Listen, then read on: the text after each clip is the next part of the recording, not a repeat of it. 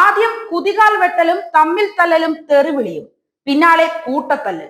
ഇതിപ്പോൾ CPM-ലെ ഒരു പതിവ് കാഴ്ചയായി മാറിയിരിക്കുന്നു. ചെറിയൊരു കനലായിരുന്നത് ഇപ്പോൾ ആളിക്കത്തുകയാണ്. CPM-നുള്ളിൽ പുകഞ്ഞ പോര് അങ്ങാടിയിലേക്കും വ്യാപിപ്പിച്ചിരിക്കുന്നു.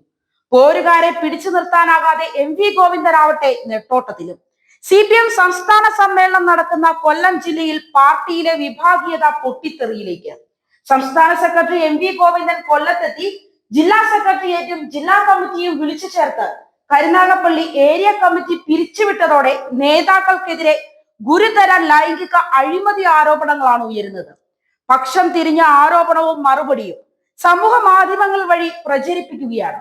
ജില്ലാ സെക്രട്ടറി S സുദേവനെതിരെ മുൻ ജില്ലാ ഓഫീസ് സെക്രട്ടറി നൽകിയ പരാതി വീണ്ടും പ്രയോഗിക്കപ്പെടുന്നുണ്ട്. വീഡിയോകളും ഫോൺ സംഭാഷണവും എല്ലാം ആയുധമാക്കി ഗ്രൂപ്പ് യുദ്ധം തന്നെയാണ് ഇപ്പോൾ നടക്കുന്നത്. 2022 ജനുവരി 3 കൊല്ലം ജില്ലാ സമ്മേളനം കൊട്ടാരക്കര വാളകത്ത് പൂർത്തിയായപ്പോൾ വിഭാഗീയതയുടെ കരൾത്തരി പോലും ശേഷിക്കുന്നില്ല എന്നാണ് നേതാക്കൾ പറഞ്ഞത്. എന്നാൽ കരുനാഗപ്പള്ളിയിലും കൊട്ടാരക്കരയിലും നേതാക്കൾ പല തട്ടുകളിലായി വിഭാഗീയത തുടരുകയാണ്. കരുനാഗപ്പള്ളി ഏരിയ കമ്മിറ്റിക്ക് കീഴിൽ സമാനതകളില്ലാത്ത വിഭാഗീയതയാണ് അരങ്ങേറുന്നത്. കരുനാഗപ്പള്ളി CPM-ൽ നിലനിൽക്കുന്ന ചേരിപ്പോര് തെരുവ് യുദ്ധത്തിലേക്ക് കടന്നതിനെ തുടർന്ന് ഏരിയ കമ്മിറ്റി പിരിച്ചുവിട്ടിരുന്നു. 10 ലോക്കൽ സമ്മേളനങ്ങളിൽ 7 എണ്ണവും തർക്കത്തെ തുടർന്ന് നിർത്തിവെക്കേണ്ടതായി വന്നു. 2 കയ്യാങ്കളി പോലും ഉണ്ടായി. കുലശേഖരപുരം സൗത്ത് ലോക്കൽ സമ്മേളനം രണ്ടാമത് വിളിച്ചിട്ട് തർക്കം തുടർന്നതിനാൽ നടത്താൻ കഴിഞ്ഞില്ല.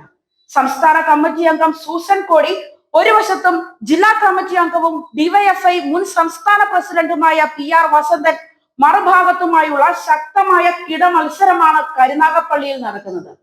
വസന്തന് ജില്ലാ സെക്രട്ടേറിയറ്റ് അംഗമായിരുന്നു.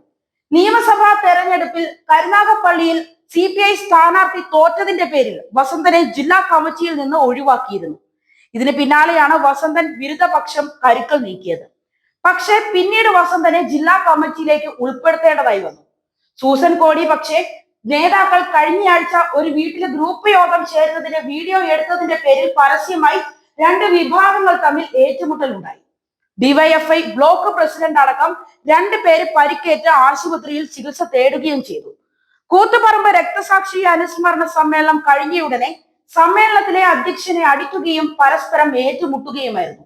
3 വർഷം മുമ്പ് നടന്ന ലോക്കൽ ഏരിയ സമ്മേളനങ്ങളിലും വസന്തൻ പക്ഷവും സൂസൻ കോടി പക്ഷവും ചേരി തിരിഞ്ഞാണ് നിന്നത്. അന്ന് വസന്തൻ പക്ഷത്തിനായിരുന്നു വിജയം. ഏരിയ കമ്മിറ്റിയിൽ ഭൂരിപക്ഷം കിട്ടിയെങ്കിലും ഏരിയ സെക്രട്ടറി സ്ഥാനം വസന്തന് വിരുദ്ധപക്ഷത്തിനാണ് കിട്ടിയത്.